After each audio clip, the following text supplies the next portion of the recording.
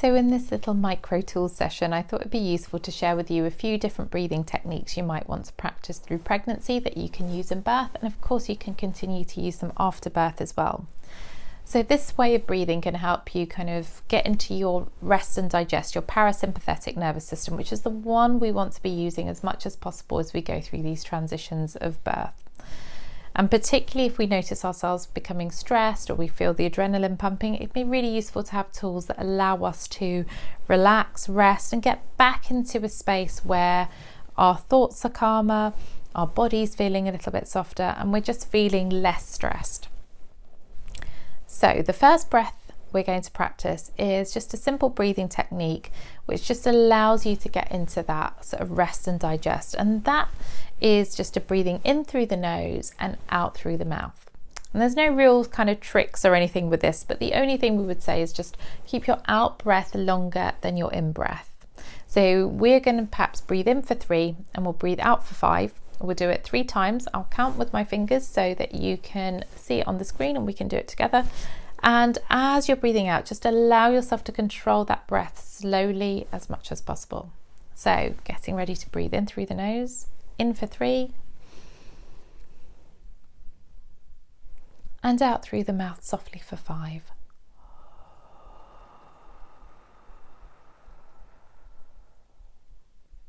Lovely, and just pause, then breathing in through the nose for 3. And slowly out through your mouth for 5.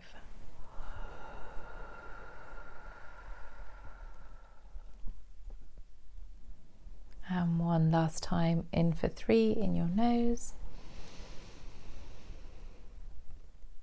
And out through your mouth for 5.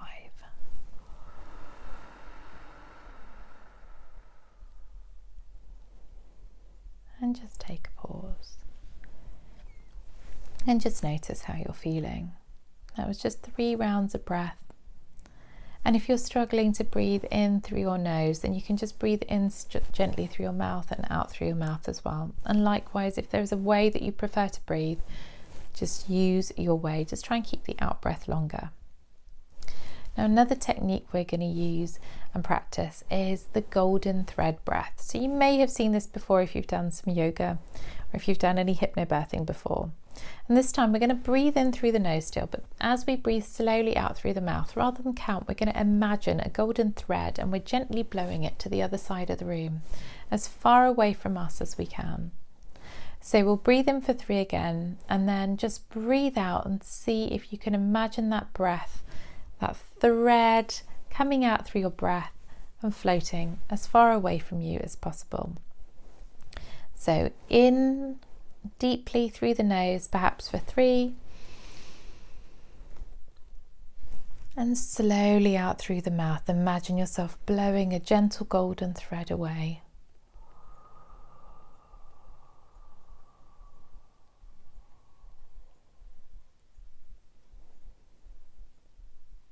And just allow the in-breath to happen.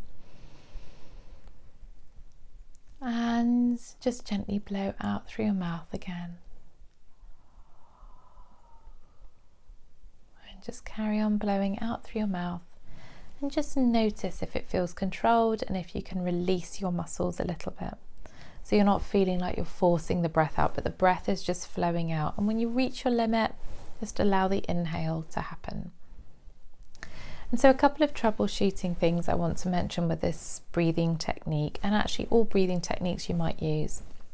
That sometimes we can find actually breathing consciously makes us quite anxious. So something to say there is, if you're finding that is something that happens, and that can be really normal. So don't worry about it if it doesn't feel right. Adapt anything you need to so you feel more comfortable. And then the other thing you can think about is, rather than concentrating on the inhale, which can sometimes make us feel quite panicked that we're not getting enough air in, or we're feeling the air in our chest rather than down in our bellies, one of the things you can do is just let the inhale happen. So just take in whatever breath you want, focus gently on breathing out, and then just allow the inhale to happen again. So rather than counting or focusing too much, just see if you can focus on gently letting the breath out, and then just allow the inhale to happen. that can be really useful in just kind of giving you connection, not worrying too much about where the breath is sitting in your body. The other thing you can do if you're finding that actually it feels a little bit unsettling and you feel like you're not grounded, is to make sure that you're sitting with your feet firmly planted on the floor. You might want to put your hands on your lap as well.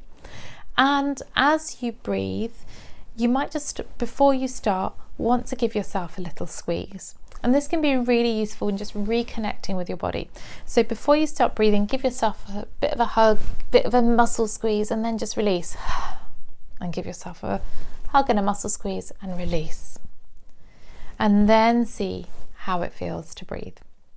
And you might just want to start slowly as well. Start with a couple of rounds, get used to how that breath feels in your body. And actually the other thing you can do is, rather than trying forcing the breath to be anywhere, one of the sort of earliest things you can do is just noticing your breath. So before you try and control your breath, or you're trying to make your out breath longer, just close your eyes, take a moment and just notice with curiosity and a kind of open mind about your own body, about where the breath is sitting. So as you breathe in, what's moving in your body, and as you breathe out, what's moving in your body.